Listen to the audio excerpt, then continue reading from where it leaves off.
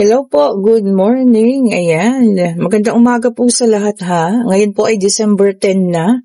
6 na araw na lamang po at simbang gabi na. Di ba napakabilis. So, ang simbang gabi po ay papatak ng Tuesday, December 16. Yan ha. Malapit na talaga. Hindi na mapipigilan ang Pasko. Ayan po. Ayan, maraming salamat po sa lahat ng nag-order ng Citrine. Ayan, kung nakikita niyo, bawas na sila. Ayan po, naipack na, no? Ship na lang po mamaya. At sa lahat po yung gusto pang umorder, ayan, meron pa naman. Ayan po, ha? Click niyo lang po yung link na nandiyan sa comment section. Ako lang naglalagay dyan. Para kayo po yung maka-order na ng original Citrine or Citrine Manta. Okay po. Sa unang latag natin, meron tayo ritong King of Cups, The Lovers. Wow, The Lovers na, Two of Cups pa. Okay po. Ganda ha. So, tignan natin. Nagdalawa naman to. Isa lang po ang aming kailangan. Isa lang po, please. Sa mga hinais mong magpo-schedule ng private reading, i-chat nyo na po ako ha. Nalalapit na ang araw ng Friday. Ayan. At nang kayo mabigyan ko na ng schedule po. And meron din tayo ritong King of Wands. Okay na ha. Sa ating unang apat. Ayan po ha. And tignan natin dito. Meron din po tayo ritong Ten of Wands. Okay. Ano pa ba? Check pa natin. And meron din tayo ritong Nine of Swords. Okay. Meron tayo ritong, okay, Six of Cups. Okay po.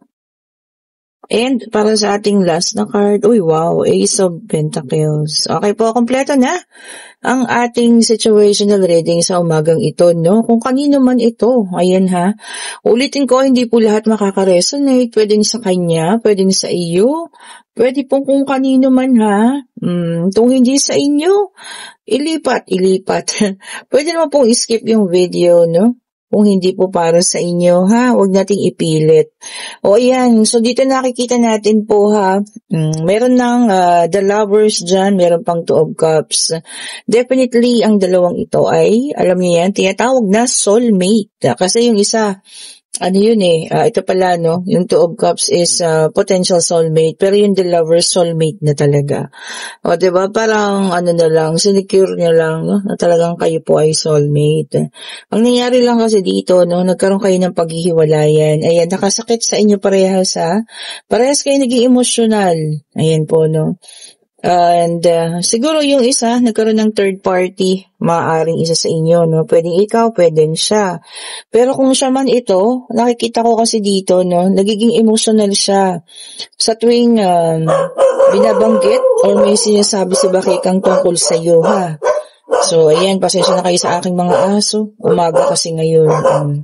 Nagbubukal, sila. Ayan. Nagpapaganda ng mga boses. Okay po. Ayun, so, yun, nasasaktan siya, no? Pagka ikaw, kung ano-anong pinagsasasabi sa'yo ni Bakekang. Talagang alam mo yun, yung kahit hindi na kayo magkasama, yung epekto sa'yo ng taong ito ay sobra-sobra po, ha? Kasi nga, soulmate nga, diba? Ayun po. Pinagtatanggol ka niya, no? Talagang nilalaban ka niya, no? Kahit na alam niyang nasasaktan din yung isa. Pero siguro sa isip niya, kailangan ko sabihin yun, para, alam mo yan, kahit pa paano, babawasan siguro yung guilt na nararamdaman niya. Lalo na nang iniwan ka niya, no? So, every time na nagtatalo sila tungkol sa'yo, pinagtatanggol ka po niya. At saka masakit din para sa kanya, kung nakikita niyo naman. Nasasaktan din po ang taong ito, no? Kung ano man yung masasakit na salitang binibitawan sa'yo ni Bakekang. Diba? Kasi kilala ka naman niya. Diba? Si Bakekang, kilala ka ba niya? Diba? Hindi naman. Maaring kilala ka niya sa pangalan. Maaring alam niya na ikaw ang karelasyon. Pero alam mo yun, yung totoong ikaw, hindi niya kilala.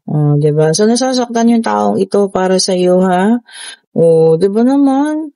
Grabe naman tong si Bakekang kasi. Pakilabas nga ang ating ano dyan, karayom, karayom. Karayom at manika. Ay, grabe naman yun. Ayan po ha. Pero huwag yung gagawin yun ha. Hayaan yun ang universe ang gumante para sa inyo.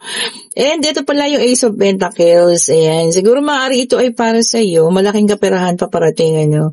Kasi may pagka Queen of Pentacles ka. Ayan. Sub-sub ka ngayon sa paghahanap buhay ha. Doon tayo nakafocus. O, diba naman? Doon tayo nakatingin sa ngayon ano, sa ating pag-unlad. O, at wala kang pakialam sa kanilang dalawa. Oh, di ba po? And then, meron tayong the devil, may dalang number 15. Ayun lang talaga, no? Sabi niya rito, no? Let's hope for the best. Oh, yan, ha? Mag-hope ka raw po para sa mas mabuti, no? Ay, tamo ha, tumalon agad talaga, no? Talagang Three of Swords, no? Talagang nagkahiwalay kayo ng dahil sa isang tao. O, diba? Sabi niyo rito, no? Heartache. O, sinaktan ang puso mo. O, diba? Tinarakan ng kutsilyo. Di ba kanta yun? O, di ba po? Talagang hindi na maitatago. Ano? Talagang nagkaroon ng, syempre, masakit na paghihiwalayan. Yun. Ang hindi niya lang matanggap, yun nga, no? Kung ano-anong pinagsasabi pa sa'yo, di ba, nandoon na nga siya. And then, meron tayong the moon, may dalang number 18. So, 15 and 18 ang ating numero na lumabas. Ano? Ayun pala. Kaya naman pala ganun si Bakekang lumabas. So, insecurity. Insecure. Diba? Siguro kung ako naman ang nasa posisyon ni Bakekang at lagi kang pinagtatanggol, maaari din naman, ano, na talagang magagalit at magagalit din yun. Kasi, imbis na siya yung panigan, ano. Sabagay, kung mali naman talaga, di mali. Bakit ka papanigan? Di ba naman? Di ba nakuha niyo ako doon? Siguro mali talaga yung mga pinagsasasabi niya din, ano? Kaya ganun. And then, meron tayo rito ang 8 of Pentacles. Ayan po, ha? Sabi rito, no, super dedicated. Ay, naku, super dedicated daw kayo ngayon, ha? Kung ano man yan, yung talagang nandoon kayo at focus na focus kayo, ha? Sana po ay paglago na yan, ano, at pag-ayos ng inyong buhay. And then, meron tayong King of Pentacles. Ayan, ha? Sabi niya rito pa, stability. Yun, ang unang-una nating iniisip ngayon talaga, no, is maging stable. Natural. Sa hirap ba naman ng buhay ngayon, ano? Bakit pa, di ba? Pag-aksayan pa sila ng panahon. Di, ang pag-aksayan natin ng panahon ay yung pag-unlad natin. Di ba? And then, meron tayo ditong Page of Pentacles. Ayan, ha? Sabi niya rito, no? Advantage, sabi niya dito. So, maaaring ikaw ito, meron kang advantage, ano, kaysa sa mga ibang tao sa ngayon, ayan, mas, magiging mas maunlad ka, no, kaysa sa kanila, or ano man, mas nauuna ka, yun ang tingin doon, ano. Baka yun pa yung isang kinabubuisitan sa'yo ni Bakekang, no. Kasi nakikitang ikaw ay umaayos at ikaw ay umuunlad, o, diba? At yung ex-partner mo naman, syempre pinagtatanggol ka dahil alam na masipag ka at kaya mong gawin ang lahat-lahat kung gugustuhin mo, hindi ba? Di ba po? Inggit talaga to May kasama pang inggit And then meron tayong 4 of Wands. Ayan ha.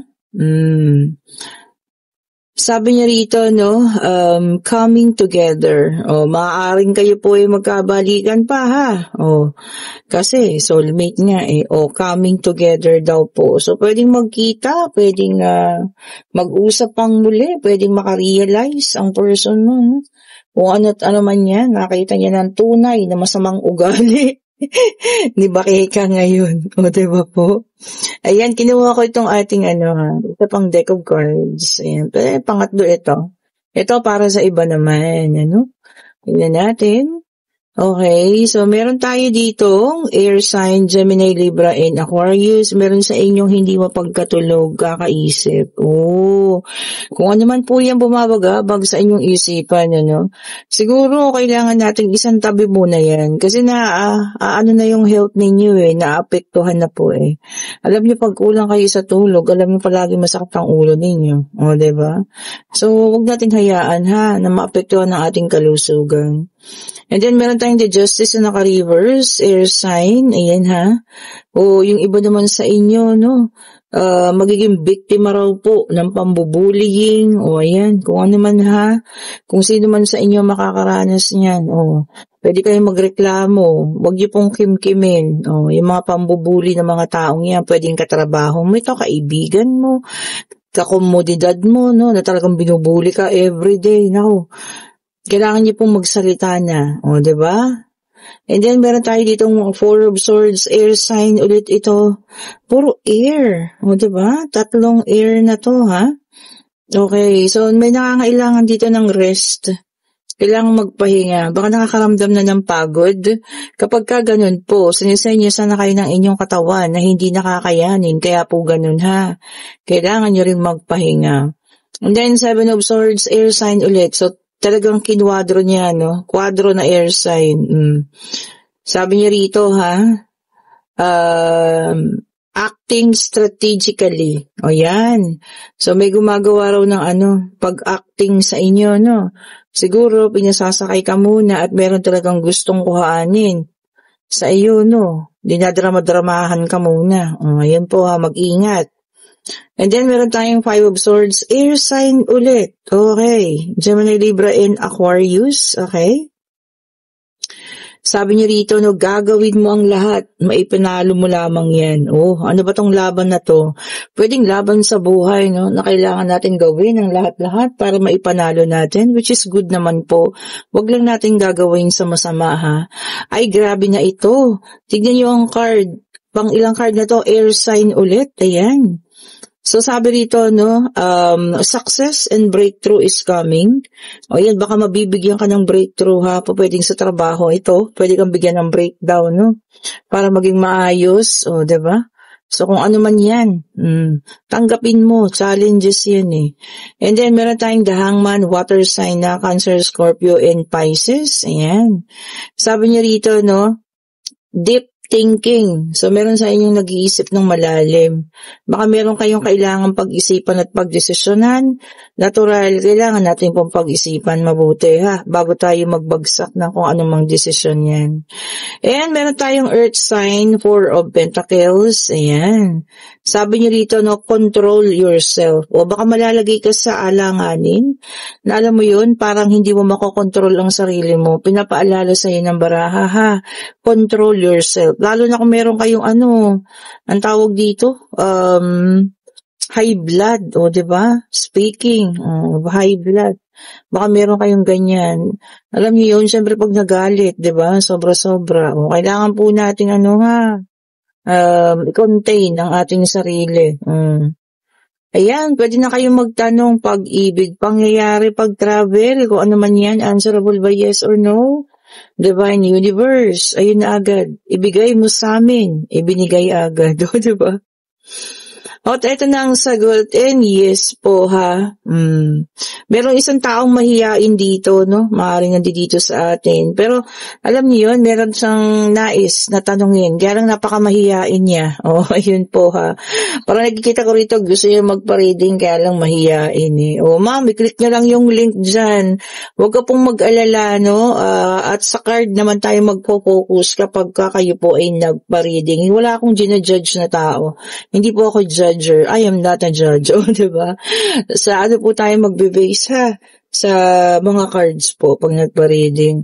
And kung kayo yung nasa situational reading, no, na hanggang ngayon, kayo pinapahalagahan pa rin ng ex. This is something na talagang, alam niyo yun, naitanim nyo sa puso niya. O, diba? Kung gaano kayo kahalaga. O, diba? Ang sweet pa rin ng ganun, ha? O, ayan po. Kung nagugusto niyo ating reading, pa-like, pa-share, pa-subscribe, and hit the notification bell para lagi kayong updated sa mga bagong videos na nirelease natin. Sa mga gusto ng mga citrine, o ayan, ha, ang gaganda po, ha, sobrang kikintab, ayan, mag-order na kayo, pakiclick po yung link dyan, sa lahat ng may gusto ng black tourmaline, ito yung may evil eye yung isa, ang ganda, kompleto na, ayan, yung isa naman, ayan, ang signature ng Mystic Tarot, mag-click rin po kayo ng link, ha, marami pang ibang bracelet, tanungin nyo lang po ako, ayan, and thank you so much po for watching, mag-ingat po papasok, pasok, pauwi, maulan, umuulan pa rin. Magdala po kayo ng payong ha, pabugso-bugso yung ulan. Have a great day po sa lahat. Happy Wednesday. Oh, Miyerkules na. Happy Wednesday po. Bye-bye po sa inyo.